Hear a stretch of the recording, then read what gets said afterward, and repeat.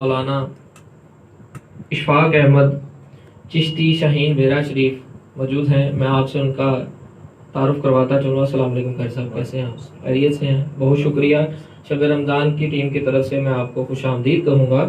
सबसे पहले तो मैं अपने हज़रत अल्लामा मोहम्मद इशफाक अहमद चिश्ती शाहीन बेरा शरीफ से इनसे चंद एक सवाल करना चाहूँगा। हज़रत, जैसा कि आज अल्हम्दुलिल्लाह 15 रमज़ान हो चुके हैं, उसके बाद आज इमाम हसन मुजतबा रज़ी अल्लाह ताला अन्हा की विलादत पाक भी है।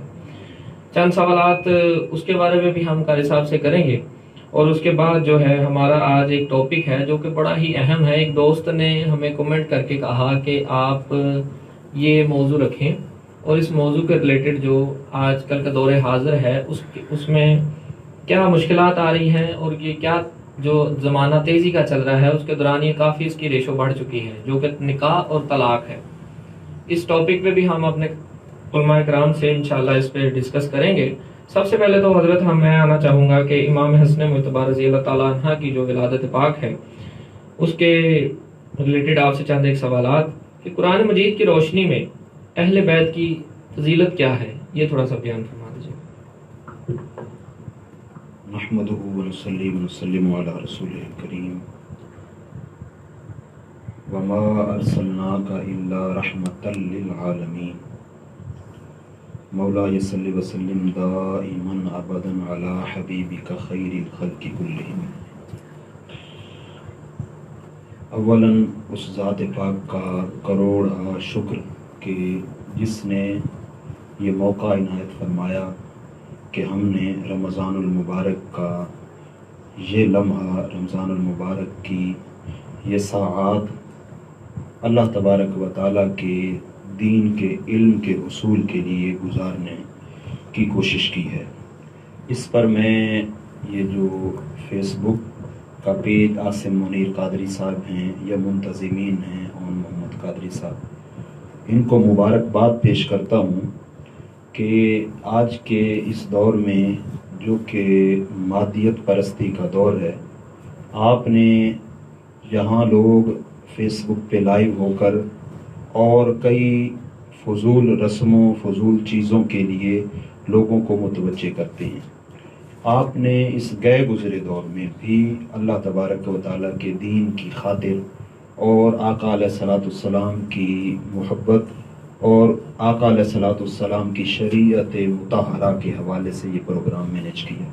इस पर आपको बहुत बहुत मुबारकबाद हो।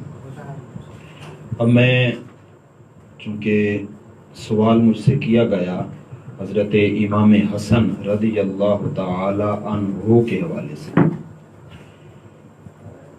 कुरान मजीद फुरक़ान हमीद में अल्लाह तबारक व तआला ने नबी पाक सल्लल्लाहु अलैहि व आलिहि व सहबिहि व बारिक वसल्लम आपकी आले पाक के हवाले से फरमाया, इन्नमा युरीदुल्लाहु लियुज़हिबा अन्कुमुर रिज्सा अहलल बैति व युतहिरकुम तत्हीरा, कि हमने इरादा कर लिया है कि अहले बैत मुस्तफ़ा सल्लल्लाहु अलैहि व आलिहि व सहबिहि वसल्लम आपकी अहले बैत से हर किस्म की नजासत, हर किस्म की गंदगी पलीदी को दूर करके और आपकी अहले बैत को पाकीज़गी का दर्जा दिया जाए। ये कुरान मजीद की एक बुनियादी आयत पाक है अहले बैत की शान के हवाले से।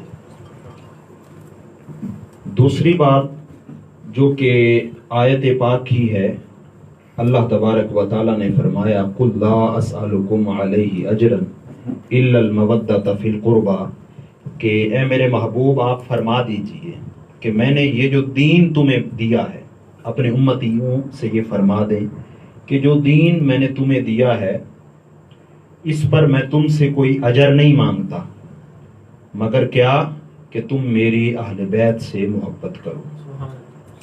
ये कुरान मजीद की रोशनी थी। और भी आयात बय्यनात हैं, मगर मैंने इन दो आयात बय्यनात को मुंतखब किया और इन्हीं की रोशनी में अर्ज़ करूँगा कि अहले बैत की मोहब्बत, आका अलैहिस्सलाम की अहले बैत से मवद्दत, ये वो अजीम काम है कि जिसके लिए कोई फ़िरक़ा, जिसके लिए किसी किस्म का कोई तबका نہ محتاج ہے اس بات کا کہ ہم کوئی عنوان لگا کے محبت اہل بیت کا اس کا ذکر کریں، اس کا چرچا کریں۔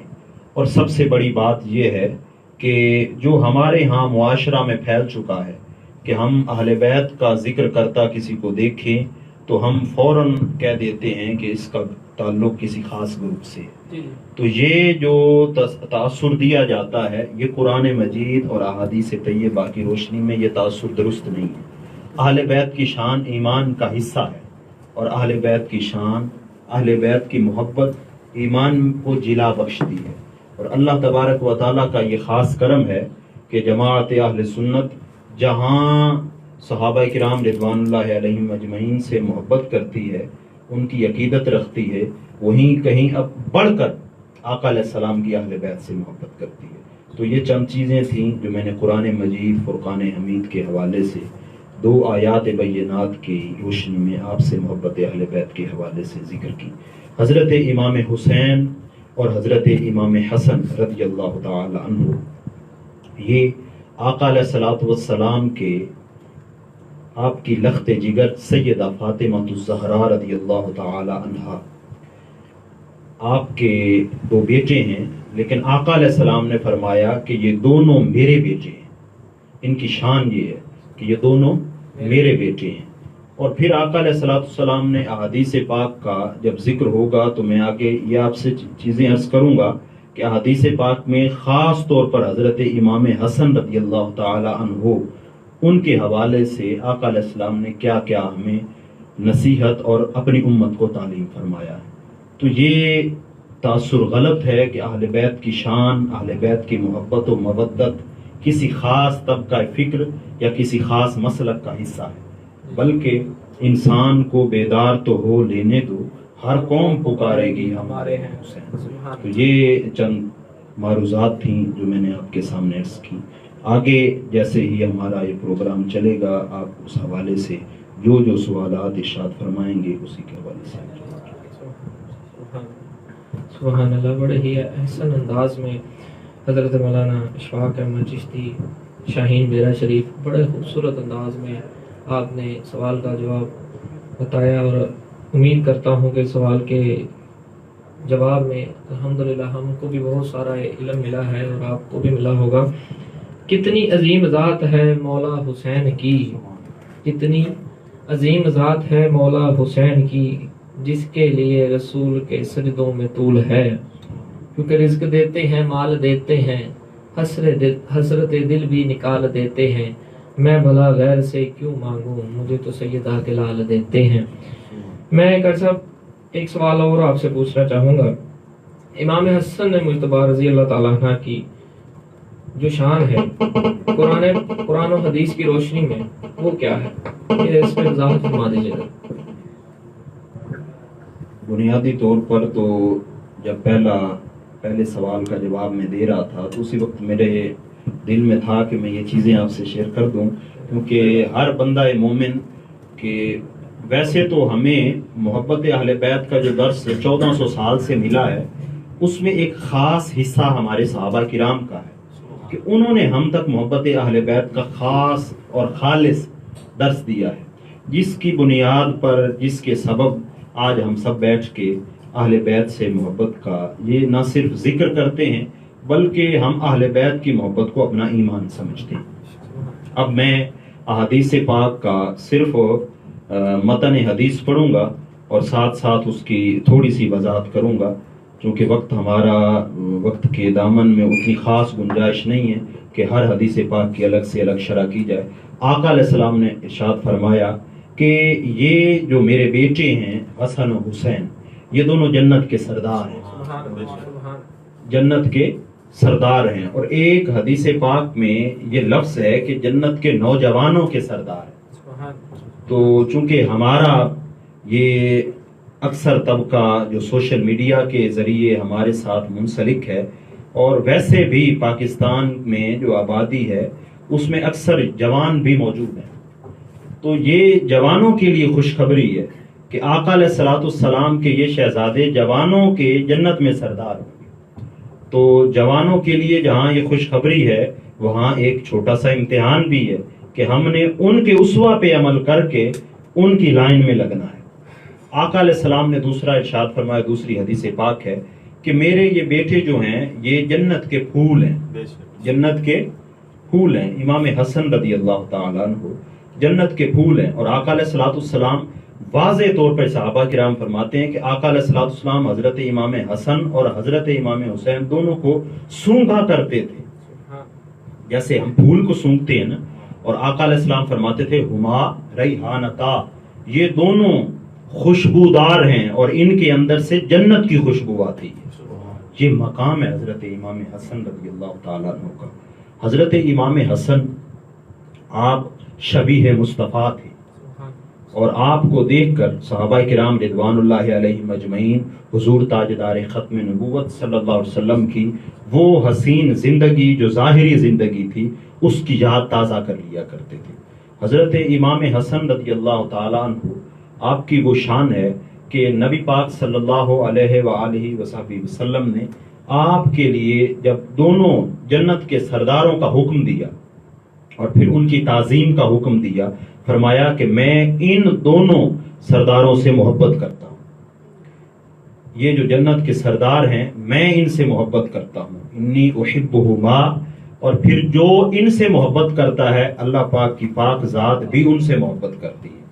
تو یہ خاص ایک بات ہے کہ اگر کوئی اللہ کی محبت چاہتا ہے کہ ہمیں اللہ کی محبت ملے تو اس کا آسان سا نسخہ حدیث پاک سے یہ ہمیں ملتا ہے کہ ہم نبی پاک صلی اللہ علیہ وسلم کے ان دو نواسوں سے محبت کرنا شروع کر دیں۔ آج 15 رمضان المبارک ہے اور آپ کا یوم ولادت ہے، آپ جگر گوشہ رسول ہیں، آقا علیہ السلام نے فرمایا، اور سیدہ فاطمہ الزہرا رضی اللہ تعالی عنہا آپ کے پھول ہیں، اور آقا علیہ السلام اور حضرت فاطمہ الزہرا کا آپ سے وہ خاص پیار تھا کہ آقا علیہ السلام نے آپ کی شان میں حضرت امام حسن رضی اللہ تعالی عنہ کی شان میں یہ خاص طور پہ فرمایا کہ میں اپنے اس بیٹے سے محبت کرتا ہوں، اور پھر فرمایا کہ میرا یہ بیٹا سید ہے، میرا یہ بیٹا یعنی سردار ہے، اور میرا یہ بیٹا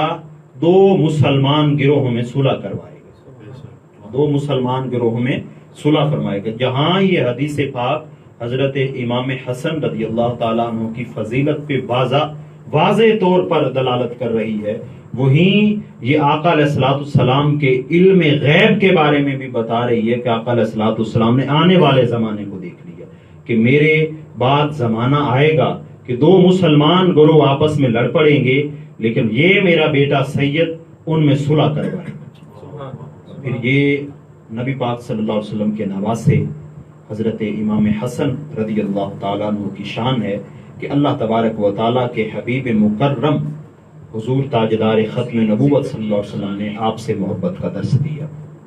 تو میں اپنے سننے والے جو ہمارے اس فیس بک پیج سے ہمارے ساتھ منسلک ہیں ان کے لیے یہ خاص پیغام ضرور دینا چاہوں گا کہ آج کے دن حضرت امام حسن رضی اللہ تعالیٰ عنہ کی روح کو اصال ثواب کر کے ان کی روح کو کے درجات کی بلندی کے لیے دعا کریں۔ اس کی برکت سے ہمارے لیے کیا ہوگا؟ اس کی برکت سے ہمارے دلوں میں آقا علیہ السلام کا اور حضور تاجدار کائنات علیہ السلام کا عشق اور آپ کی سنت پہ عمل کرنے کی توفیق اللہ پاک ہمیں زیادہ سے زیادہ عطا فرمائے۔ اللہ تبارک و تعالی نے یہ خاص اہل بیت کی محبت میں یہ خاص اور آقا علیہ السلام کی اہل بیت کے عشق میں یہ راز رکھا ہے کہ جو ان سے عشق کرتا ہے، جو ان سے محبت کرتا ہے، ان کا تذکرہ کرتا ہے، اور پھر جب ان کا تذکرہ کرے تو خاص اور خالص تذکرہ کرتے ہوئے کسی اور طرف بھٹکے نہیں، تو اللہ تبارک و تعالیٰ کے اہل بیت کی شان یہ ہے، اللہ تبارک و تعالیٰ کے حبیب مکرم علیہ السلام کے اہل بیت کی شان یہ ہے کہ آقا علیہ السلام نے فرمایا جس نے میری اہل بیت سے محبت کی میں اس سے محبت کرتا ہوں، اور پھر جس سے میں محبت کرتا ہوں اللہ تبارک و تعالیٰ کی ذات سے محبت کرتا ہوں۔ تو یہ چند احادیث پاک تھیں جن کی چھوٹی چھوٹی تشریح وقت کے حساب سے میں نے آپ سے عرض کی۔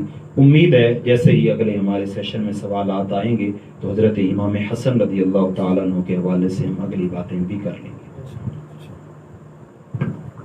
بہت ہی خوبصورت اور احسن انداز میں ماشاءاللہ مولانا جوابات دے رہے ہیں اور مجھے خود بھی بڑا سرور آ رہا ہے الحمدللہ. یقیناً آپ دوستوں کو بھی بہت پسند آ رہا ہوگا. حضرت امام کی ولادت کے بارے میں آخری سوال آپ سے پوچھنا چاہوں گا. بے شک یہ گھرانہ ویسے ہی بڑا سخی ہے, سخیوں کا گھرانہ ہے, کیونکہ مجھے ایک یاد آ رہا ہے کہ میں نے بھی کہیں سے سنا تھا کہ ایک امیر زادے نے میرے مولا حسین سے ایک بار کہا کہ میرے باپ کے محل کے 7 دروازے ہیں, جو منگتا ایک دروازے پہ آتا ہے اس کو دروازے سے عطا کیا جاتا ہے, دوسرے پہ آتا ہے اسے پھر بھی عطا کیا جاتا ہے, تیسرے پہ آتا ہے پھر بھی دیا جاتا ہے, حتیٰ کہ وہ 7 پہ چلا جائے اسے 7 بار عطا کیا جاتا ہے. قربان جاؤں سیدہ پاک کے لال کے, کیا خوبصورت جواب دیا اور اس کا منہ بند کروا دیا. فرمایا کہ میرے نانا کا در ایسا ہے, اس کا ایک ہی دروازہ ہے, جو ایک بار وہاں پر آ جاتا ہے اسے دوبارہ کہیں جانے کی ضرورت نہیں پڑتی. سخیوں کا گھرانہ ہے, کیونکہ رزق دیتے ہیں مال. میں پہلے بھی اس آپ کی یہ شعر آپ کی سماعتوں کی نظر کر چکا ہوں کہ رزق دیتے ہیں, مال دیتے ہیں, حسرت دل بھی نکال دیتے ہیں, میں بھلا غیر سے کیوں مانگوں, مجھے سیدہ کے لال دیتے ہیں. امام حسن مجتبیٰ کی سخاوت, ویسے تو یہ گھرانہ ہی سارا سخی ہے, کیونکہ آج ہمارا موضوع جو ہے امام کا ہے. امام حسن کی سخاوت جو ہے اس کے بارے میں کچھ بیان فرما دیجیے. آپ شعر پڑھ رہے تھے تو میرے ذہن میں ایک شعر کا مصرع آ گیا کہ ہے نسل کریموں کی لجپال گھرانہ. تو باقی جو چیزیں سخاوت کے حوالے سے ہیں, ایک آپ کی لونڈی تھی حضرت امام حسن کی رضی اللہ تعالیٰ عنہ, اور وہ سالن کا اور کوئی گرم چیز لے کے آ رہی تھی. گرم چیز لینے کے بعد جب اس کے ہاتھ میں گرم چیز دیکھی گئی, اب وہ حضرت امام حسن کے پاس آ رہی ہے, اس کو ٹھوکر لگی, اور ٹھوکر لگنے سے اس کے ہاتھ میں جو گرم شوربہ تھا یا گرم پانی یا گرم دودھ تھا وہ حضرت امام حسن پر گر گیا. تو انسان کی فطرت ہے کہ جیسے ہی وہ گرم چیز گری تو حضرت امام حسن کو جلال آ گیا.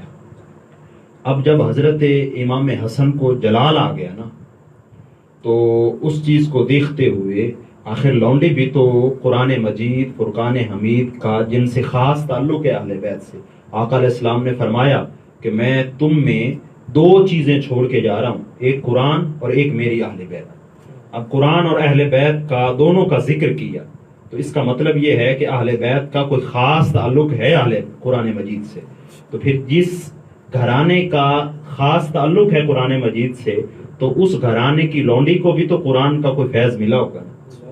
اس نے فوراً قرآن مجید کی آیت پاک پڑھی جس میں لفظ ہیں والکاظمین الغیظ, کہ وہ غصے کو پی جاتے ہیں.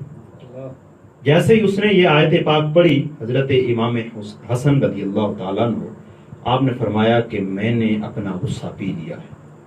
اس نے پھر آیت پاک کا حصہ پڑھا والعافین عن الناس, کہ پھر وہ لوگوں کو معاف کر دیتے ہیں.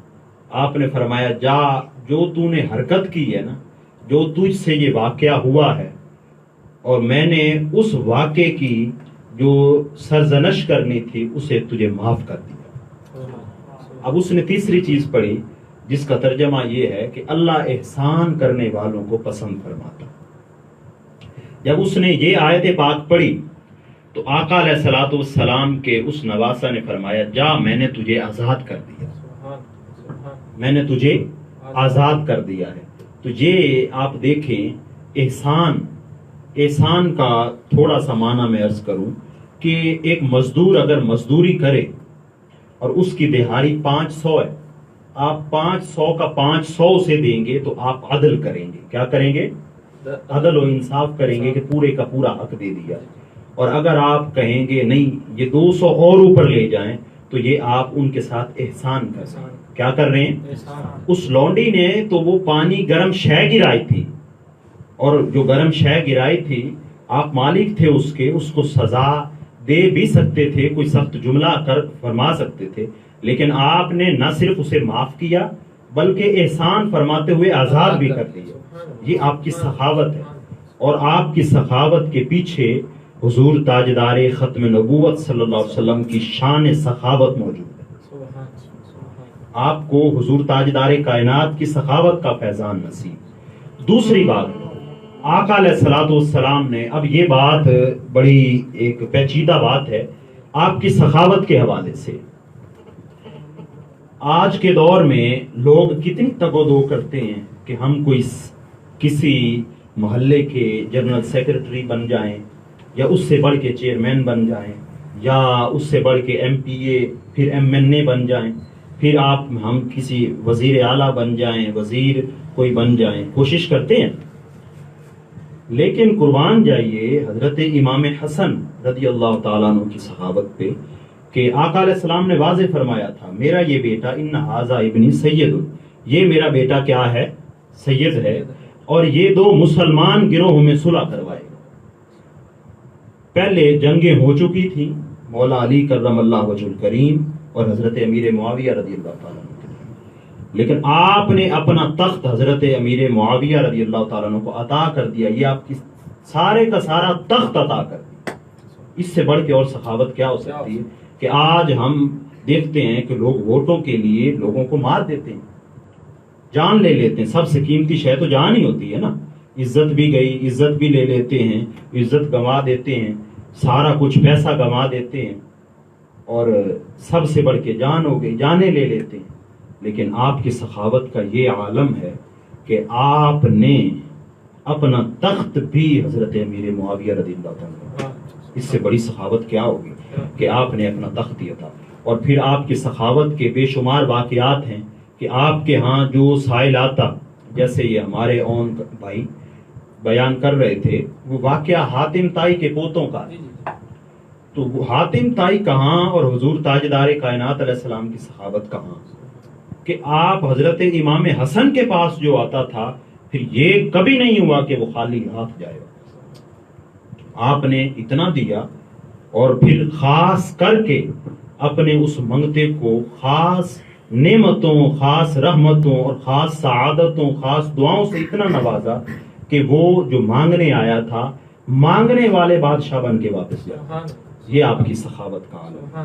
حضرت امام حسن رضی اللہ تعالیٰ عنہ کی سخاوت کے بے شمار واقعات ہیں، لیکن یہ جو آپ کی سخاوت میں سے بنیادی واقعات تھے وہ میں نے آپ سے عرض کر دیے. اللہ تبارک و تعالیٰ نے یہ ہم پہ خاص کرم فرمایا ہے کہ جب بھی ان پیاروں کا دن آتا ہے تو ہمیں کوئی گھبراہٹ نہیں ہوتی، ہمیں پریشانی نہیں ہوتی.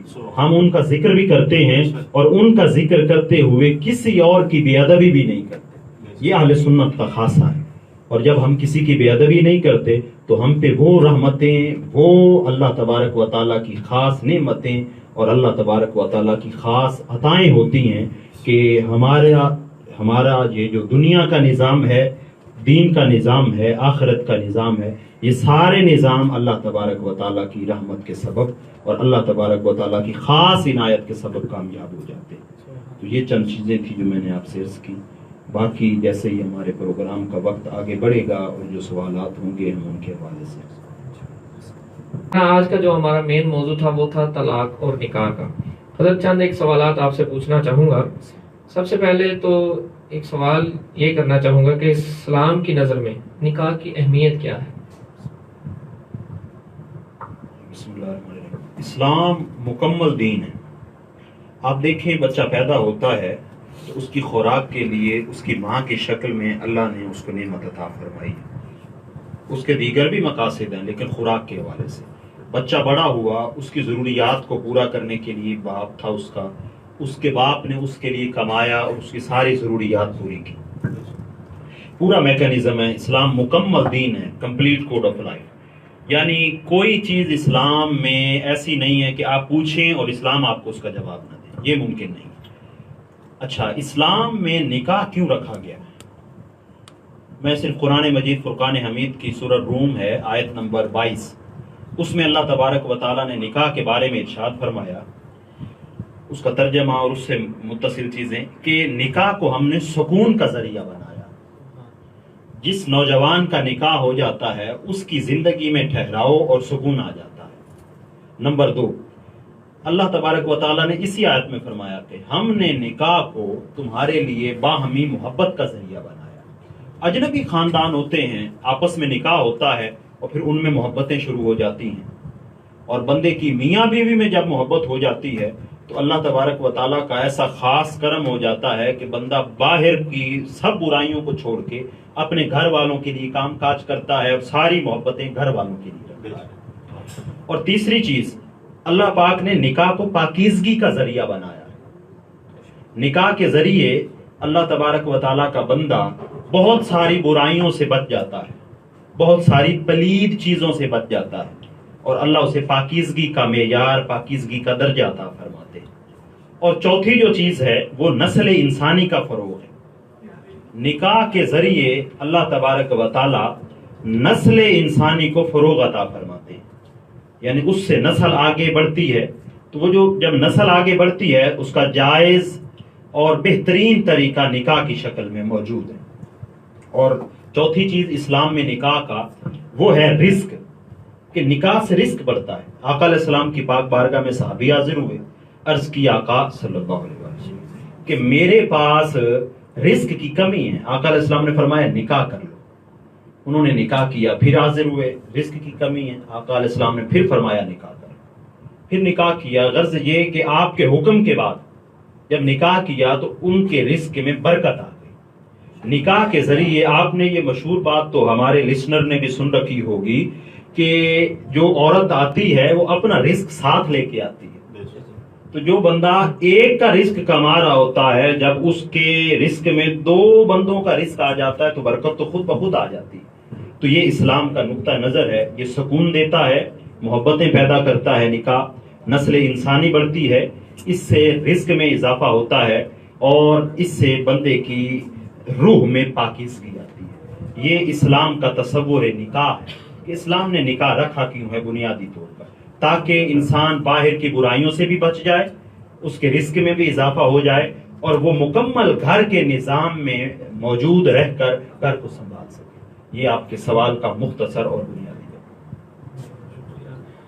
ہے. ناظرین، چونکہ ہمارے وقت ہوا چاہتا ہے اختتام پذیر کا، بس چند منٹ باقی ہیں. انشاءاللہ میری کوشش یہ ہوگی کہ ہم آج کے پروگرام میں جو ہمارا بیسک ٹاپک تھا وہ تھا نکاح اور طلاق کا. میں زیادہ سے زیادہ کوشش یہ کروں گا کہ علامہ صاحب سے جتنے اس ٹائم کے اندر میں سوالات پوچھ سکوں میں انشاءاللہ ضرور پوچھوں گا. خیر صاحب، سوال یہ کرنا چاہوں گا کہ نکاح کے کتنے رکن اور کون کون سے؟ نکاح کے بنیادی طور پر دو رکن ہیں، ایجاب اور قبول، اور دو عاقل بالغ مسلمان گواہ شرط ہے. ایجاب و قبول رکن ہے اور دو عاقل بالغ مسلمان مرد یہ گواہ شرط ہے. اگر آپ عورت ساتھ رکھیں گے، ایک مرد اور پھر دو عورتیں اس میں شامل ہو جائیں، لیکن بہترین کام یہ ہے کہ دونوں مرد رکھے جائیں. اور پھر اس کے بعد اس میں جو خطبہ پڑھا جاتا ہے، ہمارے امام صاحب قاری صاحب جو نکاح پڑھاتے ہیں وہ اس نکاح میں خطبہ پڑھتے ہیں. وہ خطبہ سنت ہے، خطبہ سنت بنا، اور جو مہر دیا جاتا ہے وہ واجب ہوتا ہے. اگر مہر نہ دیا جائے تو جو مہر مثلی ہے وہ عورت کا حق بنتا ہے. مہر دینے سے پہلے آپ شرعاً اپنی بیوی پہ کوئی حق نہیں رکھتے. پہلے اسے اپنا مہر دیں، مہر دینے کے بعد اس سے اپنے معاملات طے کریں. اور آقا علیہ السلام نے فرمایا کہ اس ساری دنیا میں اگر کوئی بہترین چیز موجود ہے اور روح کو سکون دینے والی چیز موجود ہے، جنت والی یعنی چیز، تو وہ خوبصورت اور نیک بیوی موجود ہے. تو یعنی نکاح کے رکن آپ کو بتا دیے، ایجاب و قبول، دو عاقل بالغ مسلمان مرد، یہ شرط بن گئی، اور مہر واجب ہو گیا، اور جو امام صاحب خطبہ پڑھتے ہیں وہ سنت ہو گیا. تو ہمارے معاشرہ میں چونکہ ہمارے ائمہ کرام نکاح پڑھاتے ہیں، تو یہ کیوں پڑھاتے ہیں؟ بعض لوگ ہمارے نکاح خان جو لوگ ہوتے ہیں ان پر سوال کرتے ہیں کہ آپ نکاح کیوں پڑھا رہے ہیں، جبکہ نکاح میں تو ایجاب و قبول ہے، گواہ ہے، وہ تو ہمیں پتہ لگ گیا. بھائی اس وجہ سے کہ یہ جو ہمارے ائمہ کرام علماء کرام ہوتے ہیں ان کو आम आवाम से ज्यादा इल्म मौजूद होता है अल्लाह के फजल से। तो ये सारी चीज़ों को मद्देनज़र रखते हुए निकाह में कोई ख़राबी नहीं आए, इस वजह से हमारे उलमाए किराम को दावत दी जाती है कि आप तशरीफ़ लाएं, और जब आलिम दीन आता है तो उसकी एक ख़ास बरकत भी मौजूद होती है। अच्छा, एक मॉडर्न सा क्वेश्चन था जो मेंशन भी किया गया कि हमारे नौजवान जो हैं वो जोड़े बाहर चले जाते हैं यहाँ अदालतों में और फिर वहाँ निकाह करते हैं, उसकी क्या शर्त? हाँ जी, इसमें दो चीजें हैं। पसंद की शादी का हुक्म तो बाकायदा कुरान मजीद में मौजूद है, फनकिहू मा ताबा लकुम मिनन निसा, तुम जिन औरतों को चाहते हो उनसे निकाह करो। पसंद का हुक्म क्या है? लव मैरिज का हुक्म बुनियादी तौर पे कुरान मजीद में मौजूद है, लेकिन उसका तरीका ये नहीं कि आप सारी गैरत सारी हया को पीछे छोड़ दें और किसी के घर की इज्जत को साथ ले जाएं और अदालतों में जाके निकाह कर लें। उसका तरीका ये नहीं है। जो मैंने बात की कि इस्लाम पसंद की शादी का हुक्म देता है, इख्तियार देता है, तो वो तरीका क्या है? अगर लड़के को कोई पसंद है तो वो अपने वालिदैन के जरिए पैगाम निकाह भिजवाए, लड़की को कोई पसंद है तो वो अपने वालिदैन के जरिए पैगाम निकाह भिजवाए, तो उससे जरिए जो निकाह होगा फिर वो दो खानदानों का जोड़ होगा। फिर जब दो खानदान जुड़ते हैं तो फिर दोनों खानदान, मियाँ भी बीवी भी, दोनों खानदानों की इज्जत का और दोनों खानदानों के ताल्लुक का हया करते हैं। इस वजह से बड़ी बड़ी लड़ाइयाँ होती हैं, घरों में फाके होते हैं, बड़ी लड़ाइयाँ मारपीट हो जाती है, लेकिन बड़े जो अच्छे खानदान के लोग होते हैं इन मामलात में भी सब्र का मुजाहरा करते हैं। तो जो पसंद की शादी का लफ्ज आ गया, तो पसंद की शादी का इस्लामी तरीकाकार तो ये है। अब जो बच्चे बच्चियां घरों से भागकर अदालतों में चले जाते हैं, निकाह कर लेते हैं, अब वो देखा जाएगा क्या उनके गवाह मौजूद थे वहां, उनका इजाब कबूल हुआ है, उनका महर मुकम्मल तय किया गया है, या वहां जो चीज वाजिब थी ये चीजें ये पूरा हुआ है कि नहीं। अगर ये चीजें मौजूद थी तब निकाह हुआ है, अगर चीजें मौजूद नहीं तो फिर निकाह नहीं हुआ होगा। अदालतों में जो निकाह होते हैं उनमें खराबी एक ये भी होती है कि बाज़ औक़ात गवाहों की शर्त मफकूद ठहर जाती है, पूरे गवाह नहीं किए जाते और इजाब व कबूल में कोई खराबी कर दी जाती है किसी तरह से भी। इस वजह से निकाह का जो बुनियादी तरीका है पसंद की शादी का, वो यही है कि आप अपने वालिदैन के जरिए, अपने बड़ों के जरिए, अपने उस्ताद के जरिए, अपने किसी रिश्तेदार के जरिए पैगाम निकाह भिजवाएं। और आप पैगाम निकाह भिजवाएंगे और खालिस नीयत होगी तो अल्लाह तबारक व तआला उसकी बरकत से आपके खानदानों में मेल करा दें। ये बुनियादी आपका जो सवाल था मैंने उसको भी मेंशन कर दिया।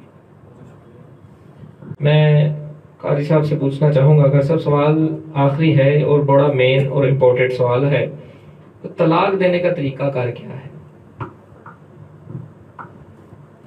हमारा जो मुआशरा है ना, उसमें तलाक पसंदीदा काम नहीं है और हकीकत भी यही है। अब गदुल हलाल के हलाल चीज़ों में अगर कोई चीज़ नापसंदीदा है तो वो तलाक है।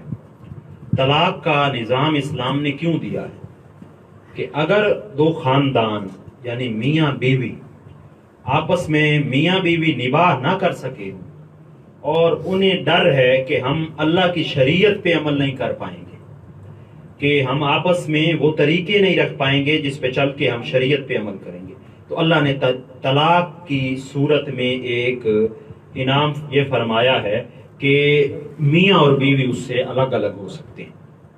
तलाक देने का जो बेहतरीन तरीका है वो यही है कि आप हालत तोहर में यानी पाकी की हालत में, जब आपकी बीवी पाक होती है, हर औरत को 10 दिन या उसकी एक मखसूस तारीख होती है, उन दिनों में उन्हें मेंसेस आते हैं औरतों को, तो वो उन दिनों में मेंसेस ना हो और उन्हीं दिनों में आप उन्हें तलाक दें एक। उसके बाद 3 उन पर मेंसेस आएँ और वो गुजर जाएं, आप दूसरी तलाक न दें, एक तलाक दे के आप उनसे अलग हो जाएं। ये तलाक देने का सबसे आसान तरीका है।